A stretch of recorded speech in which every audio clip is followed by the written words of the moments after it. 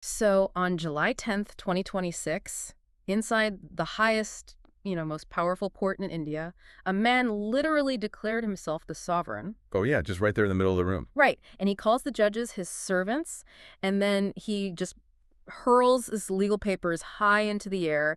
He started shouting like actual verbal abuse directly at Chief Justice Surya Khan. It's just a completely stunning visual to imagine. It really is. Like, you have this petitioner, a guy named Prabal Pratap, and he's representing himself. He's standing before a Supreme Court vacation bench, which is basically a skeleton crew of judges kept on hand during the summer break. Right, just to handle the super urgent matter. Exactly. And he was demanding the immediate registration of an FIR, which is, a first information report. That's essentially the foundational police document you need to officially start a criminal investigation. Yeah.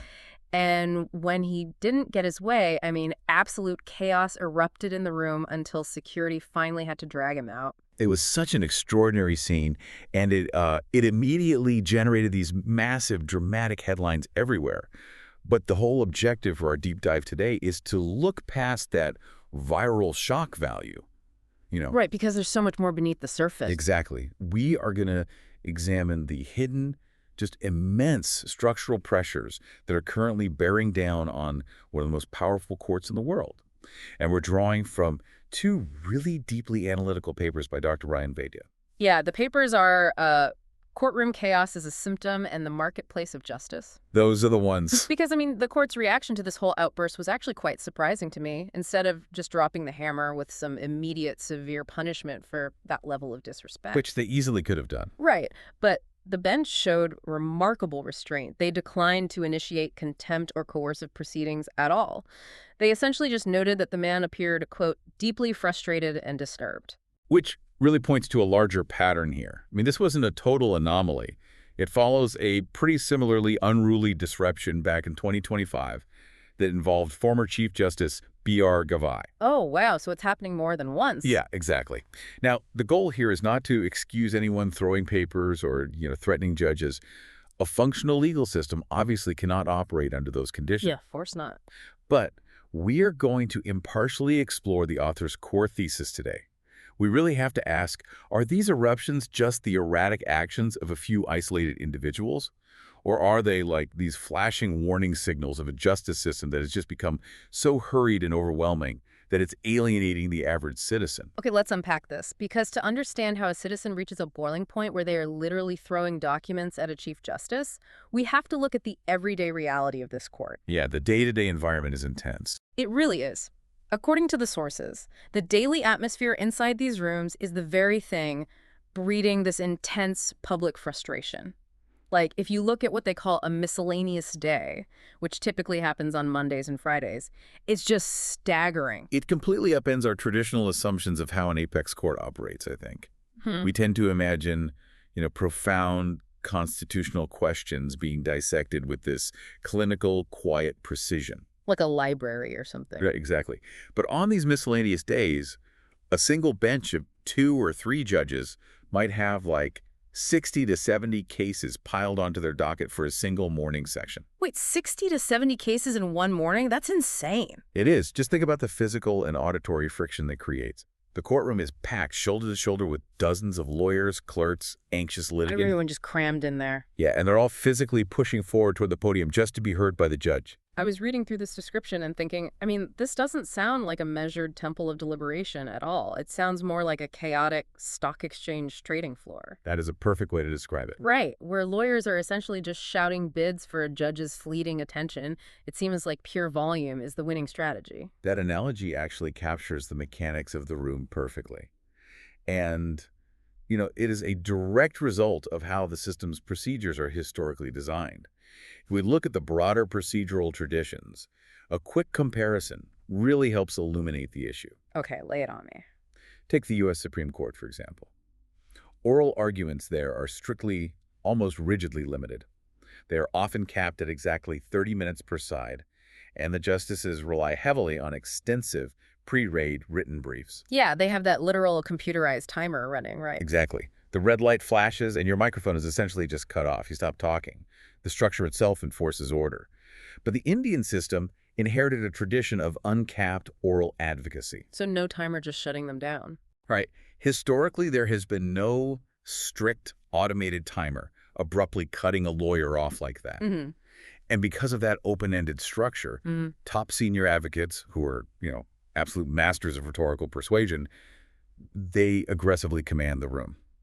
I read they will literally speak right over one another. Oh, constantly. It's this rapid-fire, multi-party crosstalk. They have to do this just to ensure their specific arguments catch the judge's attention before the bench just moves on to the next case. Man, it ends up resembling a high-decibel primetime television debate rather than actual legal analysis. It really does. And adding fuel to that fire, it's not just the people physically in the room watching anymore, is it? No, not at all. Because of live streaming and the court's frequent handling of public interest litigations, or PILs, these high-stakes hearings are broadcast globally. The court has essentially been turned into a highly visible public stage. Which fundamentally alters the behavioral incentives of everyone involved. When a hearing is highly publicized and broadcast to millions of smartphones, the objective for some advocates naturally shifts. Right, they want to put on a show. Exactly. It becomes less about quietly assisting the bench with nuanced legal precedent and way more about performative advocacy. There is a strong incentive to secure a memorable, dramatic soundbite, on the record. Just for the evening news or instant social media headlines. Yeah, the urgency to perform for the cameras inherently elevates the temperature and the volume of the entire room. Wait, let me play devil's advocate for a second. If the judges are churning through 60 or 70 cases in a single morning, and theoretically any citizen or their lawyer can push their way to the podium to get their moment in front of a Supreme Court justice, Yeah. wouldn't defenders of the system argue this actually proves the judiciary is incredibly open? Like, yes, it's loud and messy, but it's wildly accessible to the general public compared to courts that only hear, 80 cases a whole year. That is a very common defense, actually, and it raises a crucial question about what access really means. What's fascinating here is how Dr. Bedia's analysis aggressively dismantles that idea.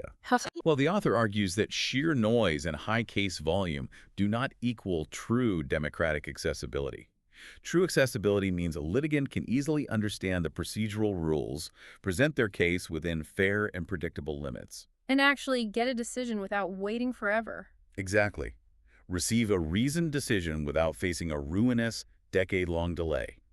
What looks like a vibrant open door is actually a visible symptom of a court deeply buried under systemic inefficiency. Because they aren't just acting as a constitutional filter, right? They are doing everything. Exactly. The root of this crushing congestion is that the Indian Supreme Court is not confined to a highly selective docket of constitutional matters. It essentially acts as a massive general court of appeal for the entire nation. Which is just a colossal amount of work. It is. And to comprehend the weight of this numbers game, you really have to look at the statistics cascading upward from the lower courts, funneling directly toward the apex court. And the numbers provided in the source material are honestly hard to even conceptualize. They are monumental. The data shows that as of March 9, 2026, there were approximately 6.4 million pending cases in the various high courts across the country. 6.4 million. That's, wow. And in the district and subordinate courts, a staggering 49.5 million cases. Wait, so we're talking about roughly 56 million pending cases in the pipeline. Correct. The apex court is standing at the very end of this massive funnel, trying to filter a tidal wave of individual, everyday disputes. I can't even wrap my head around that number. It creates an impossible structural bottleneck. And basic economics tells us that when you have extreme scarcity, in this case, the scarce resource being a few minutes of a Supreme Court judge's attention, it turns the courtroom into a marketplace. Oh, I see. So the litigants are forced to compete for that time. Exactly. They compete through reputation, through the aggressive speed of their delivery, and quite frankly, through the immense wealth required to hire those elite senior advocates who know exactly how to dominate the floor. So we've established the reality of the situation here. The court is drowning under a backlog of tens of millions of cases, and the daily process for handling them looks like a chaotic, high-stakes bazaar. Right. But how did the architecture get this convoluted? Why was the system built with a bottleneck this massive in the first place? To understand the origin of the bottleneck, the author points us toward what he calls the ghost in the machine. We have to examine the historical architecture of the legal system itself. Okay, where does it start? Dr. Bedia's central thesis is that the modern Indian legal system is essentially still running on a colonial operating system.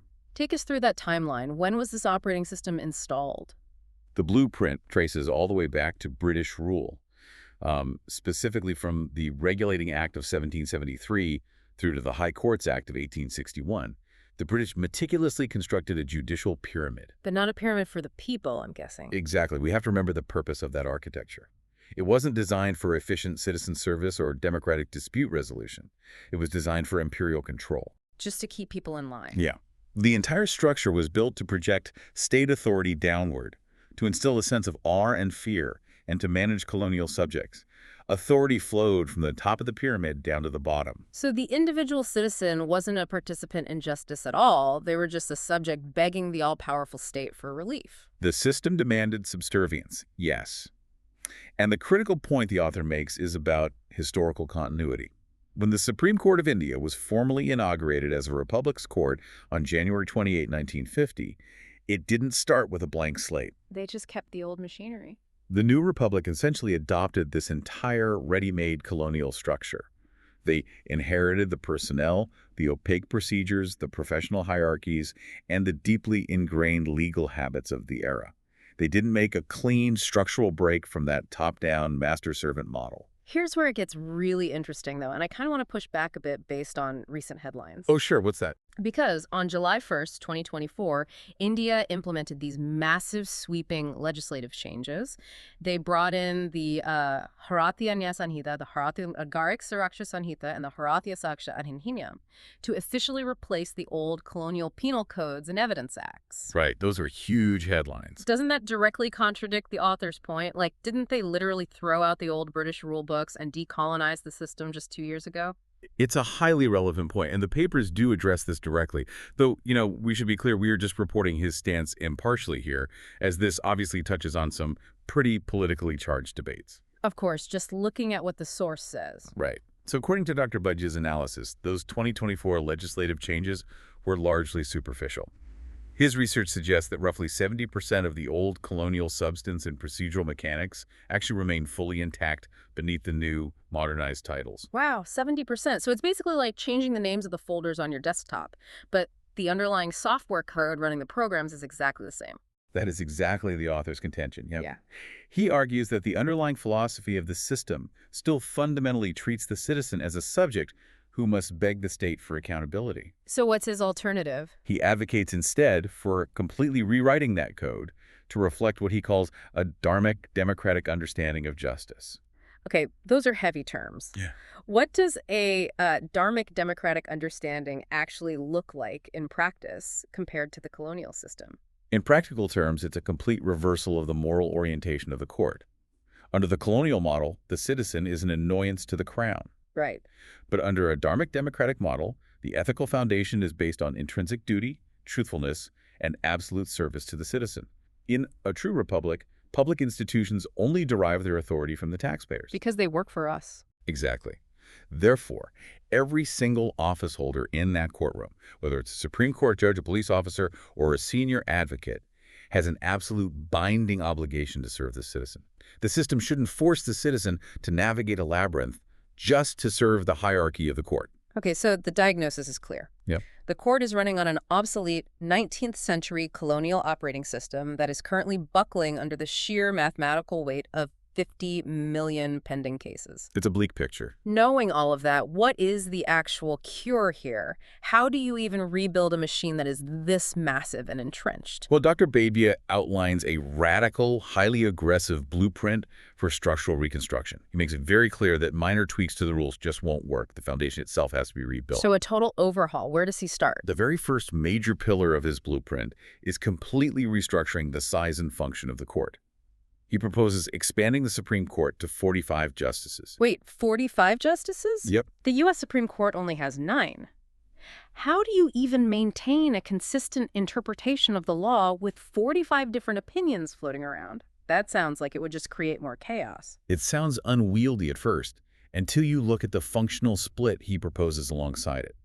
The idea is to explicitly separate constitutional adjudication from routine appeals. Oh, I see. Yeah, so the Central Supreme Court would focus its principal limited capacity purely on constitutional questions and matters of severe national importance. Meanwhile, the blueprint calls for creating regional appellate courts all across the country. Okay, that makes a lot more sense. Right. These regional courts would absorb the massive share of ordinary final appeals. Ah, got it. So if you have a localized property dispute or like a standard criminal appeal, you shouldn't have to travel all the way to the capital and compete for the same judicial oxygen as a landmark constitutional rights case. Precisely the point. It clears the apex bottleneck and massively reduces travel costs and delays for ordinary citizens. Okay, so we've got a much bigger court system divided into regional and constitutional branches. But how does that fix the whole yelling match inside the courtroom? The marketplace we talked about earlier. That brings us to his next major reform, which targets courtroom dynamics directly through bench allocation. He proposes implementing publicly auditable algorithms to create randomized benches of 7 or 9 justices for admitted cases. Randomized by a computer algorithm. Good. Why is removing the human element of scheduling so crucial there? To completely eliminate the practice of judge shopping, the algorithm would factor in subject matter specialization first, so you get judges who actually understand tax law for a tax case. But beyond that, the selection is entirely random, And how does that lower the temperature of the room? because it severs the link between elite litigants and specific judges. In the current marketplace, if you know which judge is hearing your case, you can hire the specific elite fixer lawyer who knows exactly how to push that particular judge's buttons. Right, the guy who plays golf with the judge or whatever? Exactly. But if a computer randomly assigns your bench the very morning of the hearing, the immense value of insider manipulation just plummets. It neutralizes the advantage of wealth and inside connections. That makes a ton of sense. So we are randomizing who hears the cases. What about the process of how those judges actually get their jobs in the first place? This is where the blueprint takes direct aim at the current appointments process, which is known as the collegium system. For context, the collegium system is essentially a highly guarded process where senior judges appoint other judges with very little outside visibility. Basically a closed-door club. Exactly. Dr. Bage's blueprint calls for replacing it entirely with a merit-based peer nomination process. This would utilize a transparent, weighted voting system among sitting and senior judges across the country. But the most radical part is the confirmation process. How so? What does he want to change? Instead of a partisan parliamentary confirmation hearing, which often just devolves into political theater. As we've seen many times. Right. He proposes a confirmation panel made up of randomly selected sitting members of parliament, 1/3 drawn from both houses. Well, again, with the randomization, it's like deliberately putting a firewall up against partisan capture. You can't bribe or pressure the confirmation committee if you don't even know who is going to be on it until the last minute. That is the exact strategic intent. The goal is to distribute and constrain the political role in appointments, preventing any temporary political majority from, permanently molding the judiciary in its image. So smart. And once a justice is actually on the bench, the blueprint suggests restricting them to a single, non-renewable 12-year term. 12 years and you are completely done. No re-election, no reappointment. I imagine that really changes the psychology of the judge. They aren't constantly ruling with one eye on their next promotion. Exactly. They can just focus on the law. But what happens after the 12 years are up? Do they just retire? That is tied to another crucial rule, a strict 5-year cooling-off period after retirement. This is explicitly designed to block post-retirement government appointments. Oh, to stop them from cashing in. Right. It completely removes any suspicion of a quid pro quo. The idea that a judge might rule favorably for the government in their final year just to secure a cushy, high-paying commission job the moment they step down. It's all about aggressively removing hidden incentives. Now, what happens if a judge does cross the line?